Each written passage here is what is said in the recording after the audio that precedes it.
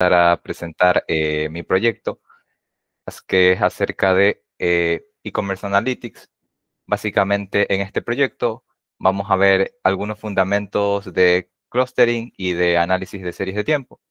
En este caso, como podemos ver, pues vamos a descifrar el comportamiento del cliente para impulsar el crecimiento. Bueno, esto va a estar próximamente sujeto a un ODS, que en mi caso me tocó un ODS que es el ODS número 12, orientado pues al tema de sostenibilidad en cuanto a tema empresarial, ¿no? Y vamos a ver pues también cómo convertir datos en decisiones estratégicas. Bien, un poquito contarles acerca de mí. Mi nombre es José Toapanta, soy estudiante de computación y actualmente estoy en sexto semestre. Soy miembro de CIAP desde el PAO 2 del 2024. Relativamente hace muy poquito ingresé prácticamente. He sido pues ayudante de docencia y gestión. En cuanto a docencia, pues he dado materias como programación orientada a objetos y actualmente también soy ayudante de redes de datos. Y en cuanto a gestión, pues temas un poquito más técnicos, ayudante pues en laboratorio, ¿no? Y más que nada, pues me gusta bastante el tema de los videojuegos. Tal vez ustedes han de conocer algunos, ¿no? Yo qué sé, por lo general Fortnite lo juego a veces. Bueno, actualmente no me da mucho el tiempo, pero son algunos de los gustos que tengo actualmente. Aquí abajo podemos ver algunas fotos que quise poner.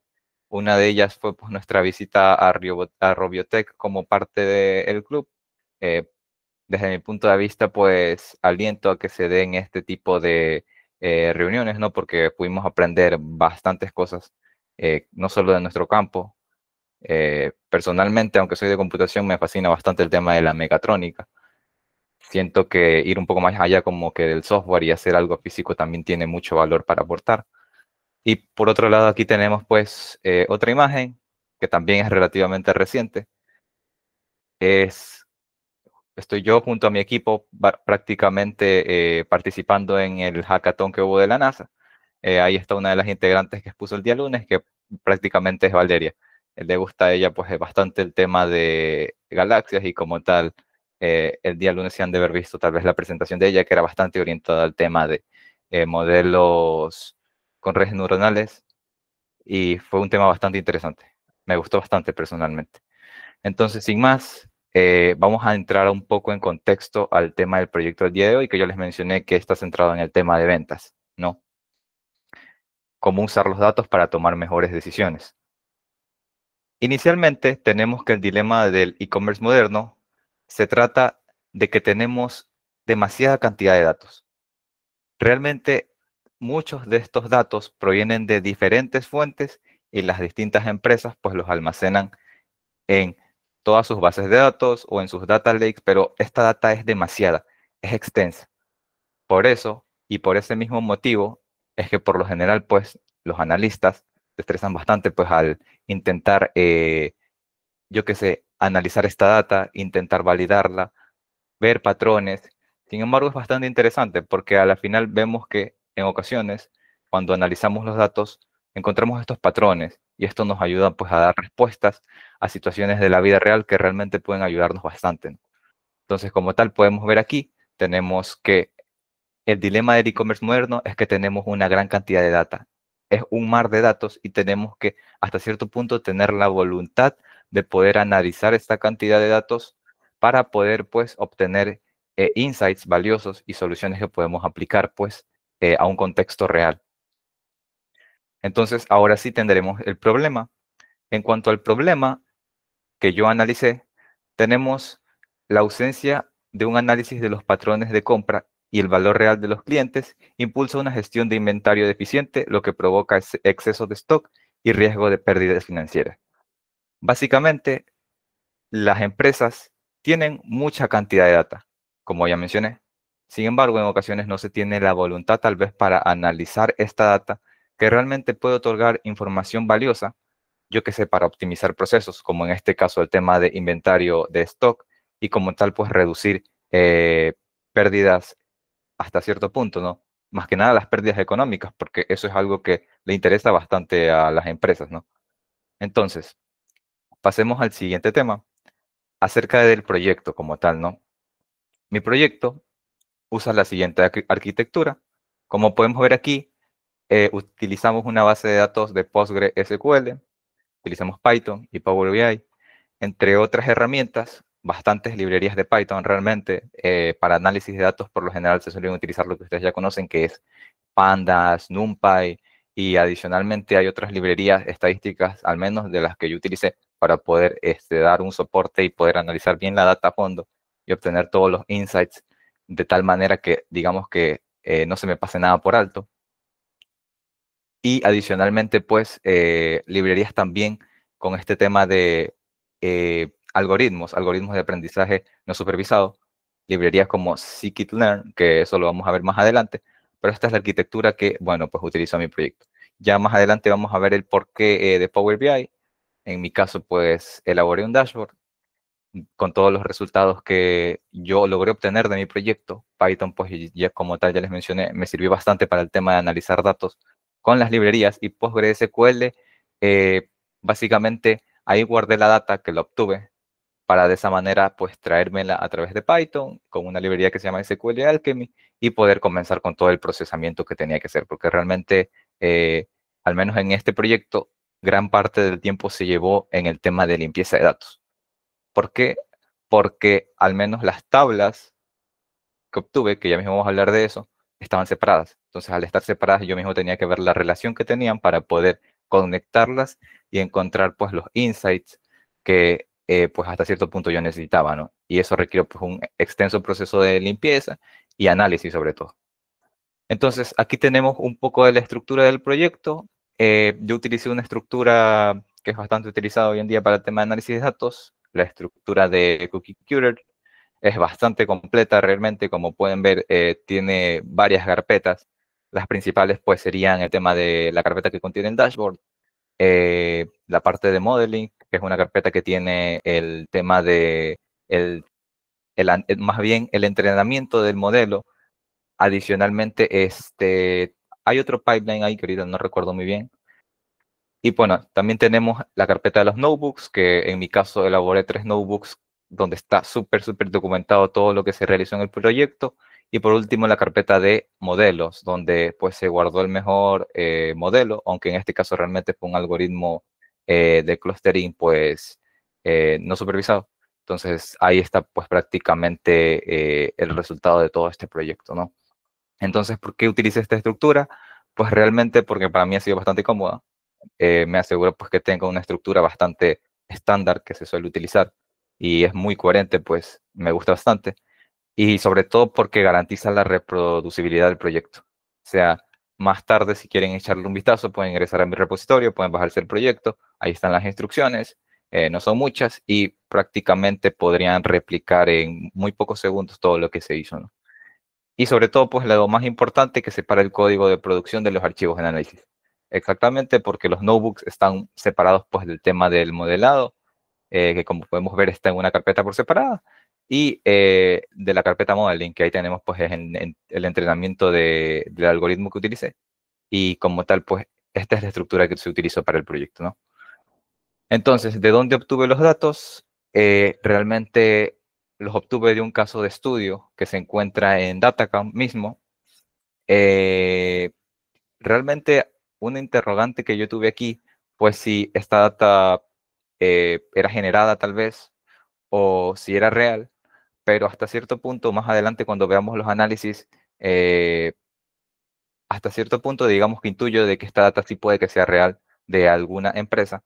Entonces, por lo tanto, vamos a ver que sí se tienen comportamientos un poco extraños, porque en la vida real la data pues no se comporta de una manera ideal como se esperaría, pues yo que sé, en algún curso de estadística, no sé si hayan hecho algún proyecto. Entonces, prosigamos con la siguiente diapositiva. Vamos al tema de las tablas, lo que les mencionaba en antes. ¿Cuáles son las tablas que se usaron pues en este proyecto y que teníamos del dataset que pudimos obtener? Fueron estas 4. ¿Cuál fue la tabla principal? La tabla de sales, que es la de ventas. Como pueden ver, tiene bastantes columnas. También tenemos la tabla de productos, también tiene bastantes columnas, la de estado y la de costumbre. ¿Cuáles fueron tal vez las que más utilicé para el tema de analizar? Realmente utilicé todas, pero en este caso tal vez para los análisis que realicé, que fueron con series de tiempo y clustering, utilicé pues más bien un merge entre la tabla de Sales y Product y Sales y Customer. Un merge es básicamente una unión. Y de esa manera pues pude realizar bastantes análisis, digamos que hasta cierto punto por separado, pero que hasta cierto punto estaban correlacionados. Entonces, prosigamos con el análisis. Eh, la parte del análisis, como ya comenté, se separa en dos etapas, o al menos yo la separé en dos etapas y ya vamos a ver que están interrelacionadas. La primera etapa tuvo que ver con análisis de series de tiempo. ¿Qué son las series de tiempo? Pues básicamente datos que están registrados en una secuencia temporal. Es decir, tenemos un eje X y un eje Y, y en el eje X básicamente tenemos fechas o tiempo, ¿no? Y en el eje Y pues podríamos tener muchas cosas, como yo que sé, sumas de ventas, sumas de cantidades, en este caso serían totales, ¿no? ¿Y por qué fue clave? Pues en este proyecto, pues porque básicamente me permitió identificar tendencias y el tema de estacionalidad. Porque cuando tratamos con series de tiempo, van a darse cuenta de que hay tendencias. A veces tenemos tendencias al alza, es decir, las gráficas que se pueden ver tienden a ir hacia arriba o también pueden ir hacia abajo. Eso sería una tendencia a la baja. Y también estacionalidades, que bueno, en este caso no se puede verificar muy bien que haya una estacionalidad, porque el dataset que se utilizó prácticamente tiene un rango temporal de 374 días aproximadamente. Entonces, por lo tanto, es poquito más de un año. Para ver estacionalidad a veces se requiere datasets un poco más grandes, yo qué sé, 2 años, 3 años, y por lo general ahí podría verse repetición de patrones, yo qué sé, que digamos que a final del año las ventas pues aumentan. Siempre eso pasa a final del año. ¿Por qué se debe esto? Por el tema de la estacionalidad, ¿no? Entonces, prosigamos. Esta es una de las gráficas que yo traté en el proyecto que analicé para el e-commerce, ¿no? Como podemos ver, aquí tenemos algunas métricas por semana, porque yo considero que son bastante interpretables, al menos visualmente. Visualmente lo que podemos ver es que tanto las ventas totales como el volumen de ventas que vienen siendo las unidades vendidas, como el total de transacciones por semana que vienen siendo las facturas por semana, podemos ver que todas estas presentan un crecimiento sostenido a lo largo del año, ¿no? Y como podemos ver adicionalmente, se tiene un fuerte impulso en el último trimestre, ¿ok? Prosigamos con la siguiente diapositiva. Tenemos ahora las métricas por mes. Con las métricas por mes podemos ver que se confirma esa tendencia a la alza que podíamos ver semanalmente y se puede observar de una manera un poco más visual, más descriptiva, ¿no? Nuevamente tenemos las ventas totales por mes, las unidades vendidas por mes que vienen a ser el volumen, el total de transacciones por mes que vienen a ser la cantidad de facturas por cada mes y podemos ver pues el mismo patrón, ¿no? O sea, aquí igual se puede observar que hay una fuerte estacionalidad como nos indican con un pico en noviembre y pues se consolida que es el periodo más activo. Ahora, ¿por qué tenemos aquí un pico en noviembre? Si nos damos cuenta, es casi que al final del año, ¿no? Entonces, lo que se puede intuir de aquí es que ese pico puede que se deba al tema de Black Friday. Entonces, por ende, los e-commerce y muchas de las empresas, lo que tienen pues es picos en estas fechas, ¿no? Es decir, tienen un tope de ventas, ya sea de volumen o también de transacciones bastante alto, ¿no? Acá tengo otras métricas que me gustaría que observaran. Fue un análisis que se realizó por día de semana. Como podemos ver aquí, el viernes realmente no se tienen datos. Eso es algo que quería también mencionar.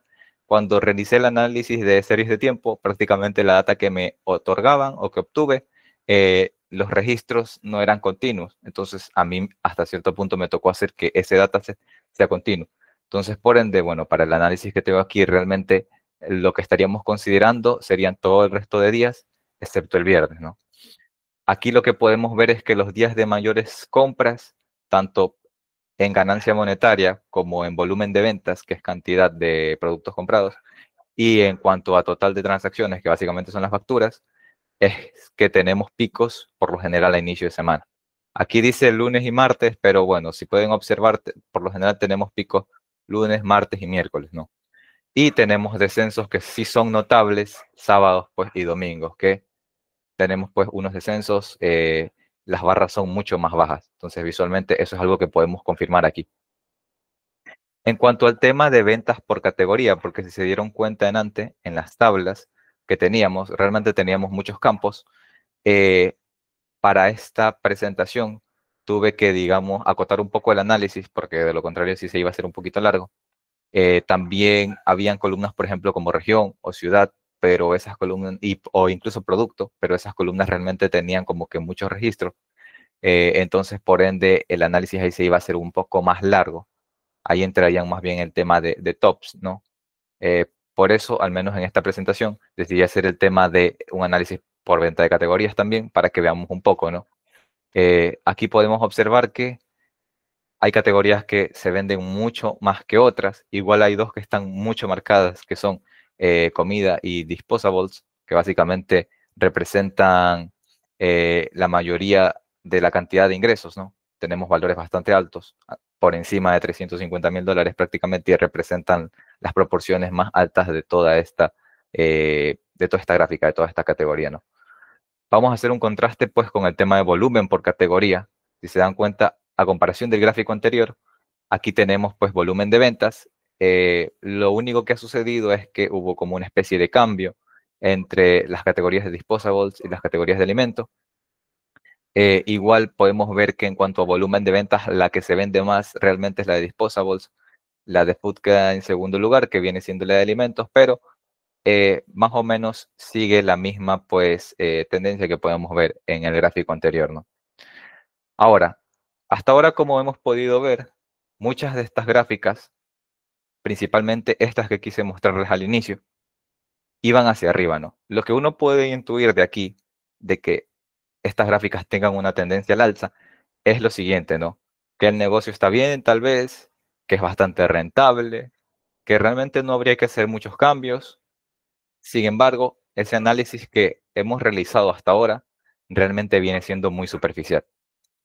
He ahí porque entra una métrica que es bastante, al menos yo considero que es bastante potente e importante, que se lo conoce como el WASP.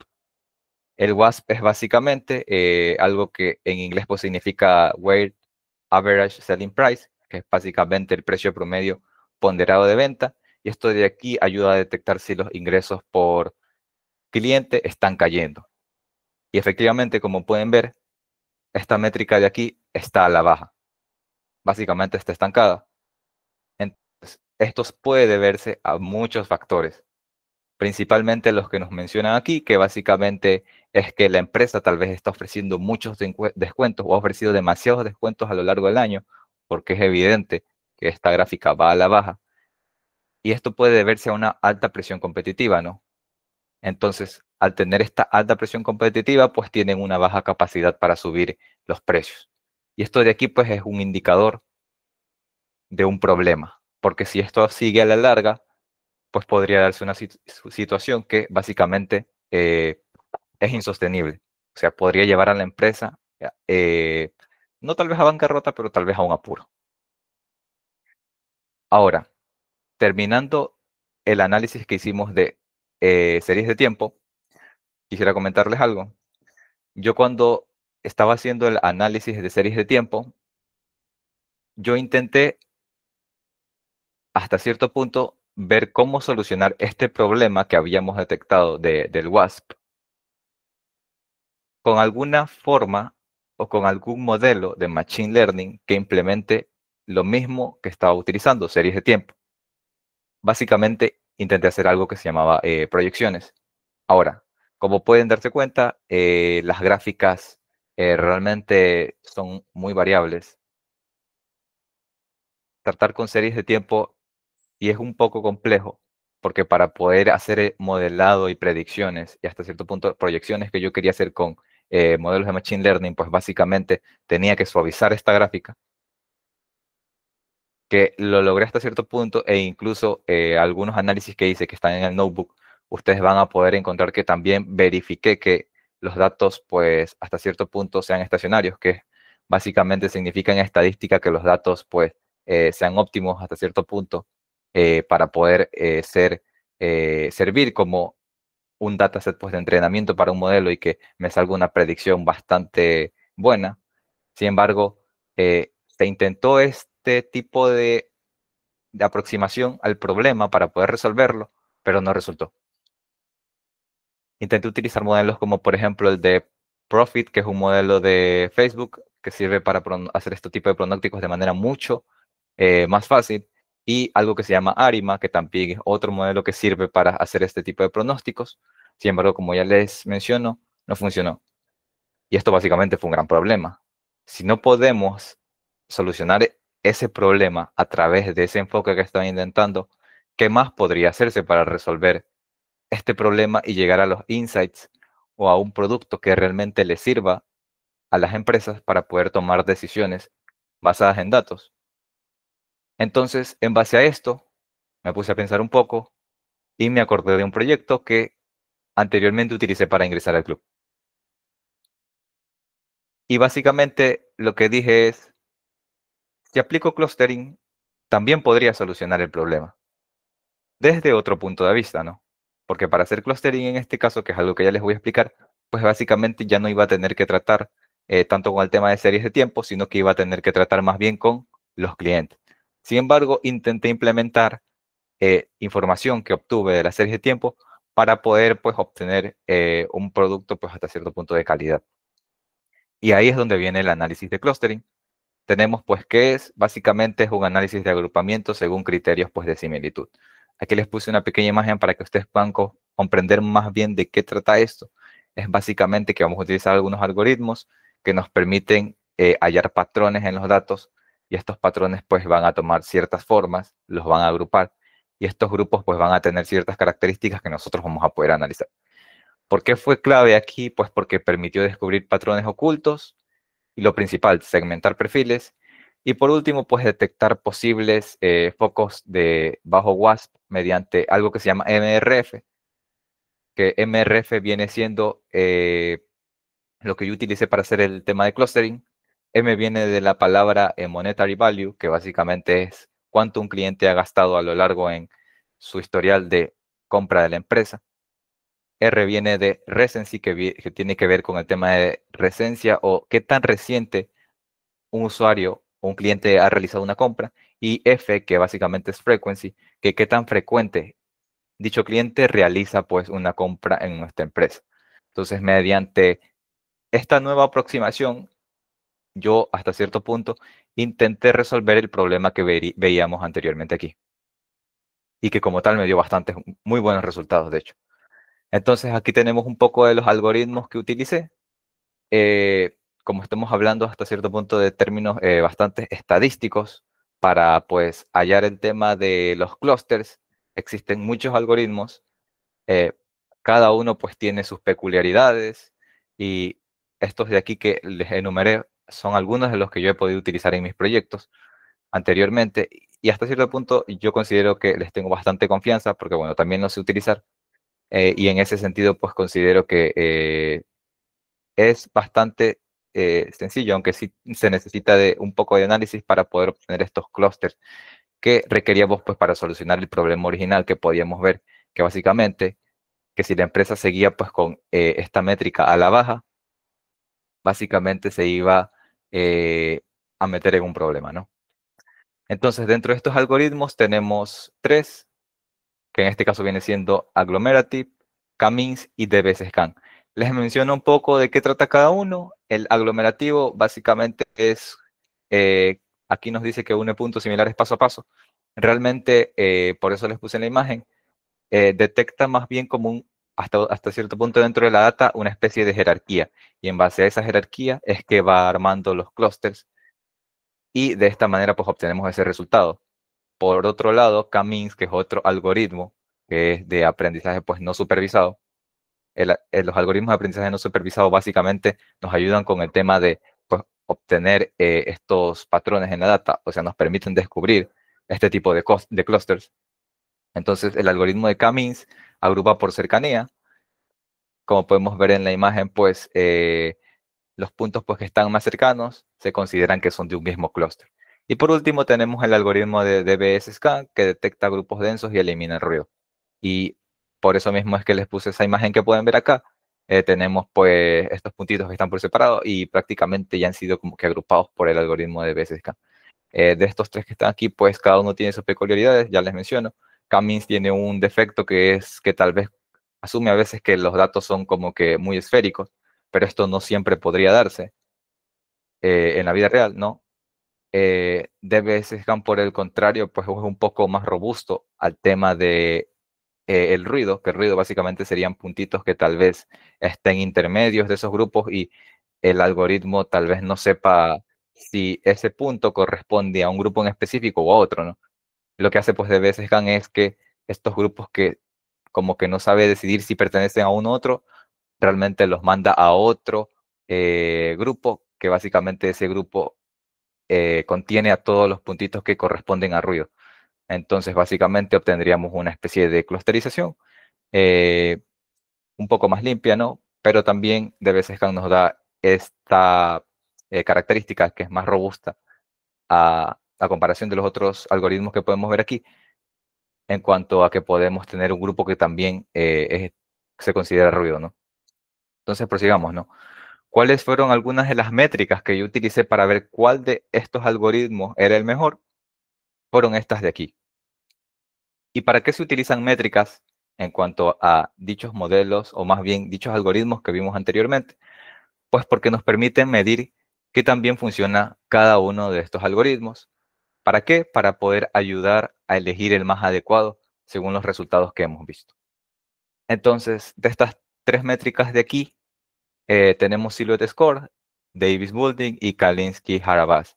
Las dos más populares pues vienen siendo Silhouette Score y Davis Boulding, pero cada una evalúa un factor distinto o dos factores distintos en el tema de clusterización para verificar qué tan bien se ha desempeñado cada uno de estos algoritmos y así pues obtener cuál fue el mejor en cuanto a varios criterios, que por ese mismo motivo estamos utilizando tres métricas. Por ejemplo, en el tema de la primera métrica, que es Silhouette Score, podemos ver que mide la calidad y la separación de los clusters. Nos dice aquí que más alto es mejor.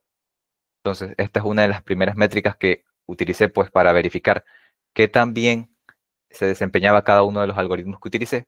Posteriormente también se calculó el tema de la métrica de Davis-Boulding, que mide la superposición entre clusters y que dice que más bajo es mejor, efectivamente. Y por último, la de Kalinski-Harabas, que básicamente mide la densidad y separación de los clusters. Y aquí nos dice que más alto es mejor. Ahora, tenemos tres métricas. Realmente aquí podemos hacer muchas cosas para determinar qué modelo es el mejor o qué algoritmo es el mejor en este caso. ¿Qué hice en mi caso para poder determinar cuál era el mejor?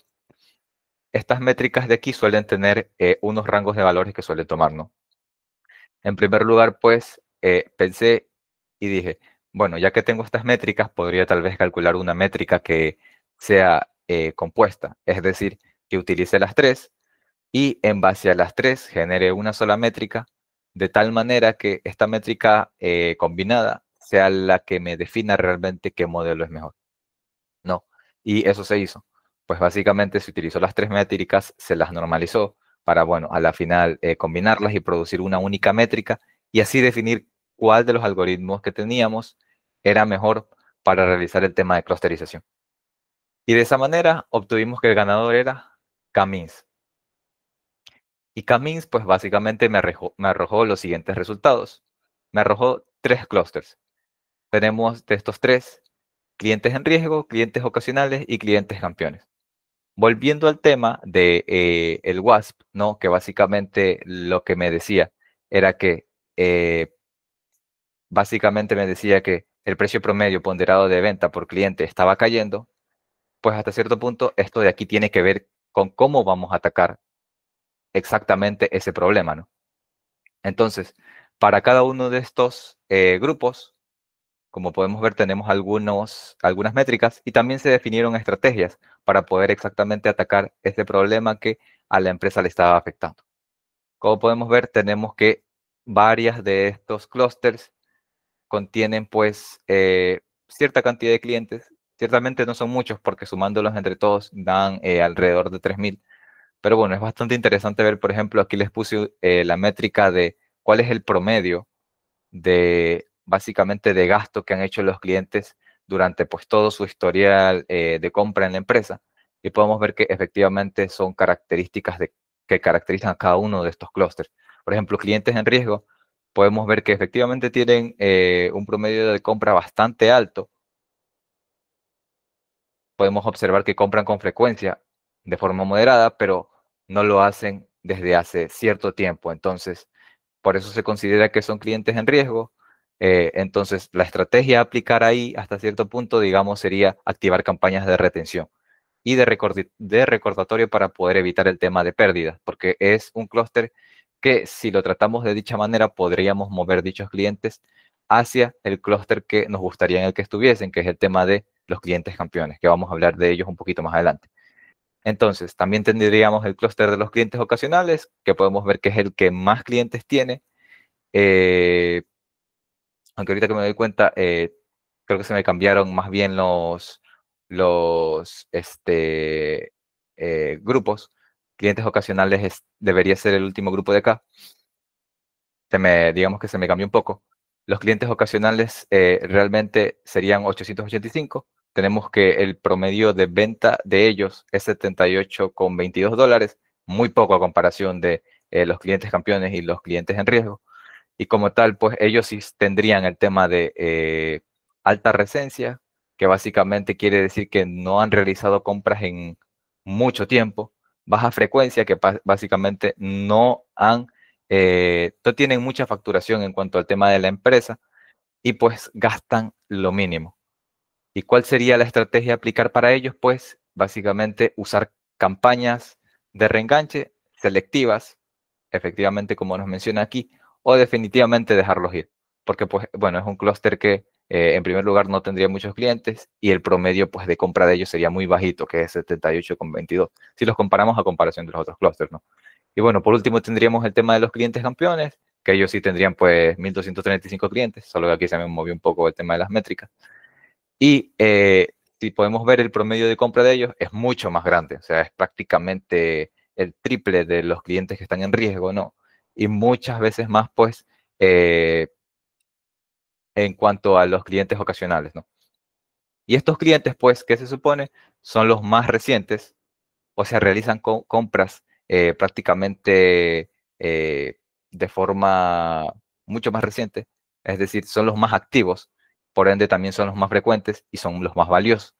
En ese sentido, ¿cuál es la estrategia que deberíamos aplicar para ellos?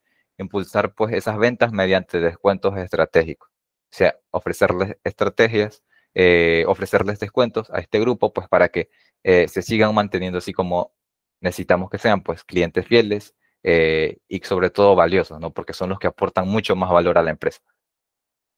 Y ahora sí se viene, ¿cuál sería la solución? La solución básicamente está enfocada en dos partes.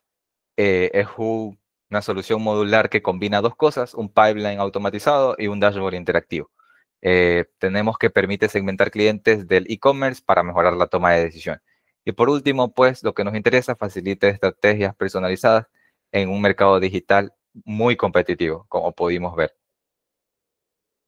Bueno, déjenme salir un ratito de aquí para mostrarles de qué va la solución, porque como ya les mencioné, está compuesta de dos partes. Por un lado, sería el tema del dashboard, que en el dashboard realicé esto de aquí, prácticamente explicándolo de manera bastante sencilla. Puse muchas de las métricas que pudimos observar a lo largo de la charla. Las más importantes, pues, total sales, total unit sold, que básicamente lo de aquí es ganancia monetaria, lo de acá es volumen de ventas. Total de transacciones, ya lo mencioné, tiene que ver con tema de cantidad de facturas. El ATV, que básicamente es como que un promedio, realmente el valor promedio por transacción. Y el WASP, que era el gráfico que veíamos que ahí estaba a la baja, ¿no? Que recordándoles era el precio promedio ponderado de venta. Aquí pues puse algunas cosas que tal vez serían bastante importantes para la empresa. Como anteriormente les indicaba, el dataset pues a la final tenía muchas columnas, podía realizarse un análisis desde distintos puntos de vista. En los notebooks, si pueden echarles un vistazo luego de la charla, van a ver que el análisis es bastante completo porque no solo teníamos categorías, teníamos pues los productos como tal, que eran bastantes, creo que eran mucho más de 20. Teníamos ciudades que eran bastantes, creo que eran más de 100. estados, bueno, estados los consideran aquí 4 porque se están centrando más bien en el tema de Estados Unidos, Alaska. Y también había otra columna que recuerdo que también se podía utilizar pues para ponerla aquí en el dashboard. En mi caso decidí que lo más importante que podríamos haber puesto aquí en el gráfico es el tema de categorías, porque son menos y nos brindan información bastante valiosa acerca de un panorama general para que la empresa pueda tomar sus decisiones. Bueno, la región, esto era lo que les mencionaba, hay 4. En el gráfico de aquí que podemos ver, pues, esto de aquí tiene que ver con el tema de por estado. Tenemos algunos estados que están relacionados pues con Estados Unidos y con Alaska. Entonces, ¿cómo funciona esto de aquí? Se puede filtrar básicamente por varias de estas métricas que se han seleccionado aquí. Lo importante que tenemos aquí, pues tal vez sería el gráfico del mapa, porque es bastante rápido de ver, por ejemplo, las métricas que tenemos en Alaska, simplemente con darle clic a la zona de Alaska. Bueno, déjenme ahí. Bueno, ahí básicamente tenemos nuevamente las métricas generales. Otra cosa sería el tema de el gráfico de la serie de tiempo, que este de aquí también se puede cambiar.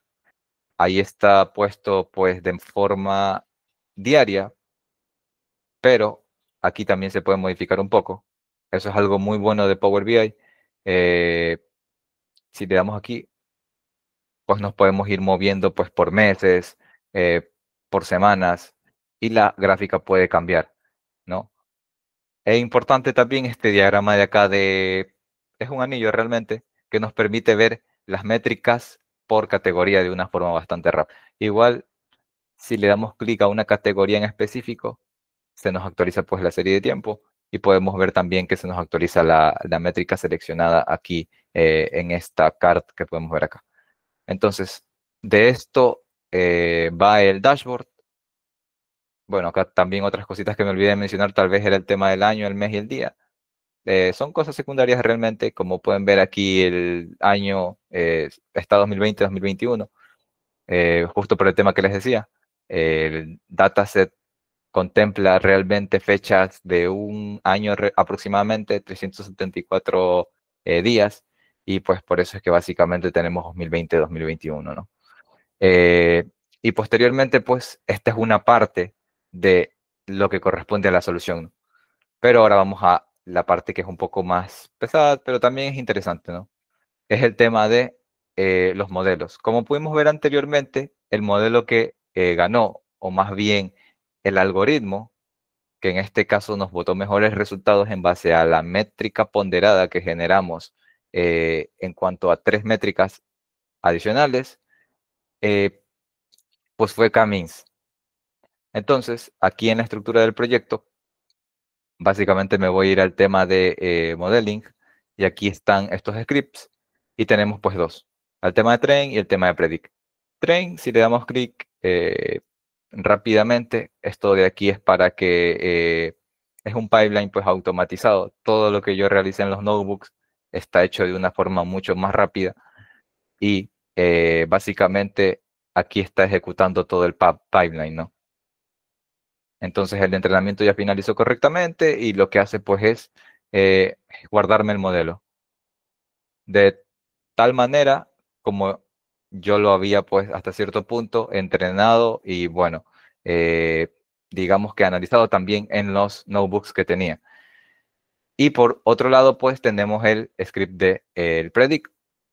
En este caso, ¿por qué ejecuté primero el de train? Pues porque si le hacía primero clic al de predict, lo que iba a pasar es que me iba a botar un error, porque primero se espera, al menos el script de predict, espera que el de train haya sido ejecutado primero, ¿no? Entonces aquí básicamente tenemos pues unos datos de prueba. El modelo pues ya fue entrenado, y con estos datos de prueba, si ejecutamos el script de aquí, con unos datos de prueba que están por aquí en una lista que recuerdo que yo los dejé, básicamente ya me dice si un nuevo cliente, básicamente son estos de aquí son los clientes de muestra, me dice ya si un nuevo cliente pertenece a uno de los 3 clústeres de los que habíamos encontrado pues mediante todo este análisis, ¿no? Listo, entonces Esto es lo que contempla la solución.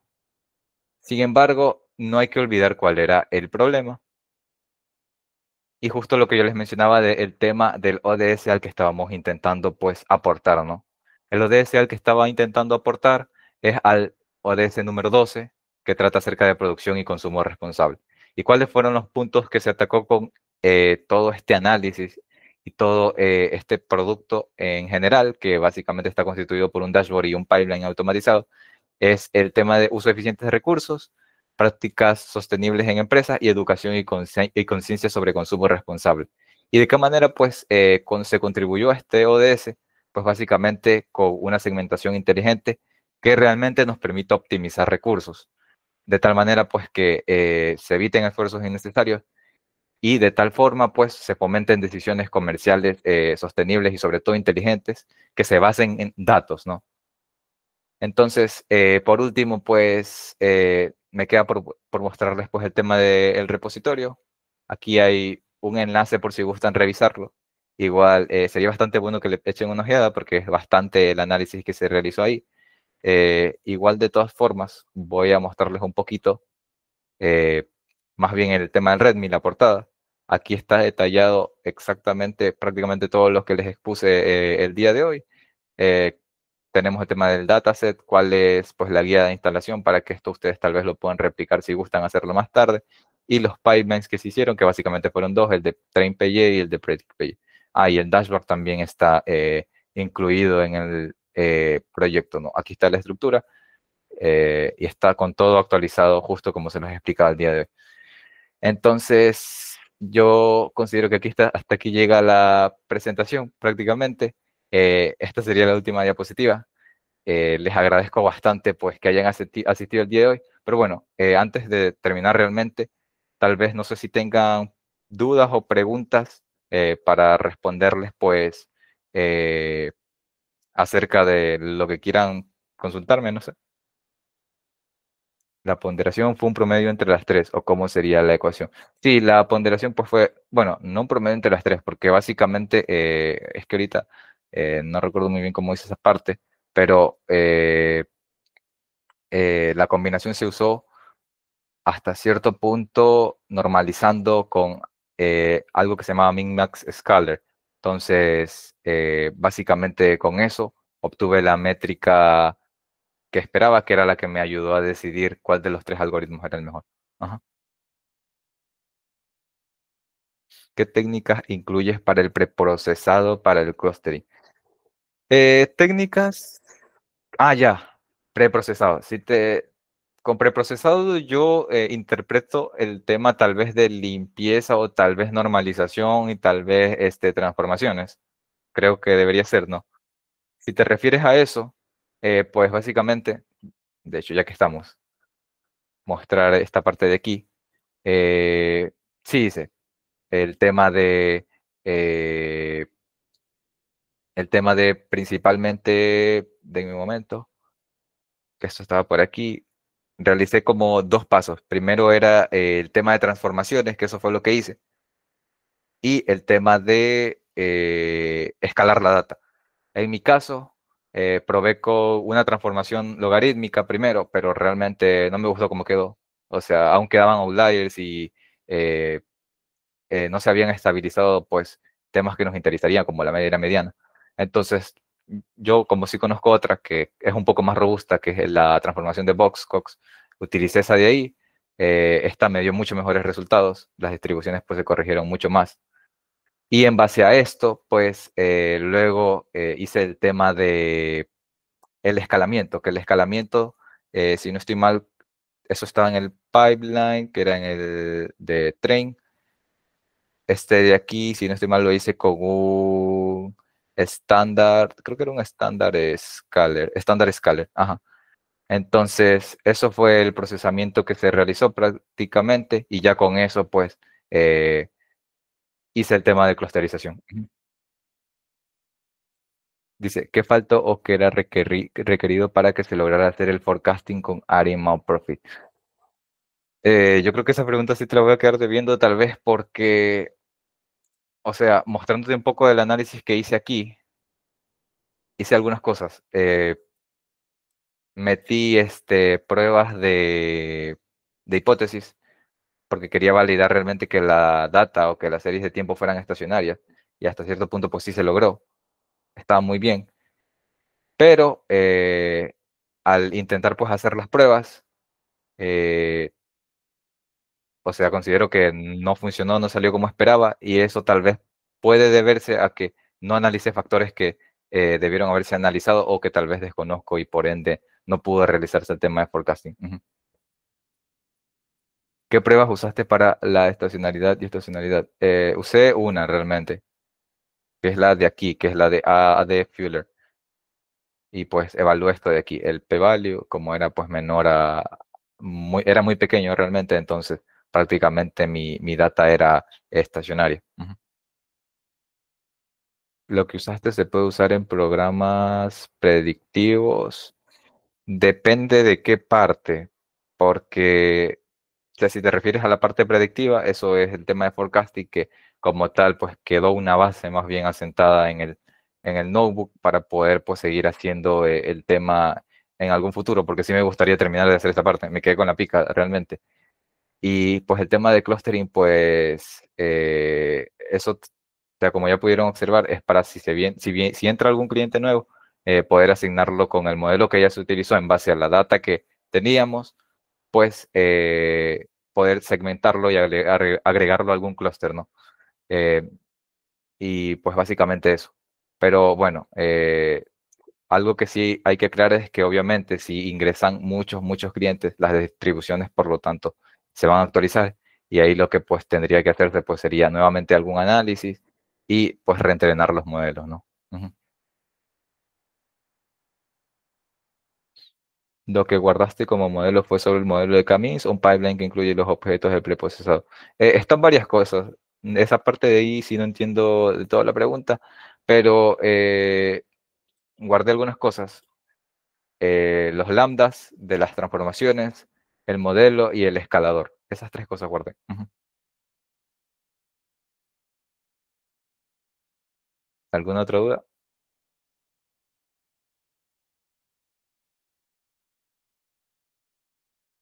Ujú. Ah, bueno, sí. Lo último creo que era, aquí está el link del repositorio por si gustan echarle un vistazo. Y aquí está pues eh, el QR que les puede llevar al Instagram del club, ¿no? También pueden echarle un vistazo ahí. Si no hay más preguntas, verifiquemos allá. Si no hay más preguntas, pues por mi parte les agradezco mucho por estar presente el día de hoy. Eh, Como tal, para mí fue un gusto pues poder haberles compartido todo lo que se hizo en este proyecto. A veces, como pueden darse cuenta, mediante, o más bien a medida que uno va realizando pues todo esto, se va dando cuenta de que tal vez una aproximación hacia él para poder resolver el problema no sirve. Entonces, no es como que dejarlo ahí nomás, ¿no? Eh, en mi caso, pues conocía otra forma de hacer algo para poder resolver el problema y entonces pues decidí tomar esa forma para poder, digamos que contribuir realmente a la empresa, pues en cuanto al tema de que ellos puedan tomar decisiones pues basadas en sus datos. Ujú.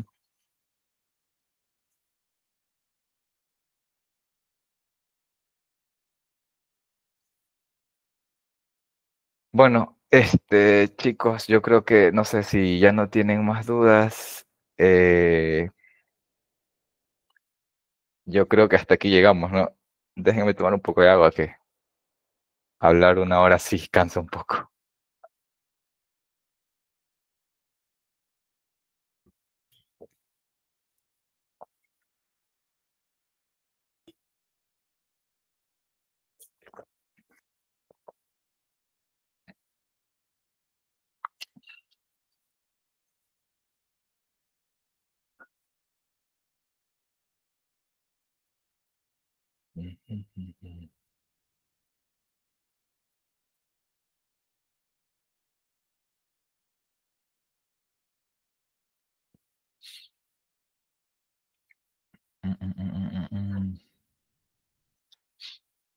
Dale, si estás ahí, por si acaso.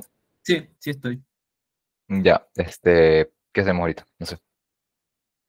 Ya, si ya no hay más dudas, entonces ya podríamos cerrar la sesión. Muchas gracias por su asistencia, chicos. Y bueno, mañana, recordatorio, mañana es la última charla de manera virtual de la semana CIAP y de aquí ya tenemos lo que sería las presentaciones finales. Inscríbanse en el formulario ya que allí vamos a enviar lo que sería la ubicación de donde va a ser la presentación final. Con esto podríamos retirarnos. Gracias por su Listo, asistencia. chicos. Chao, gracias por su asistencia.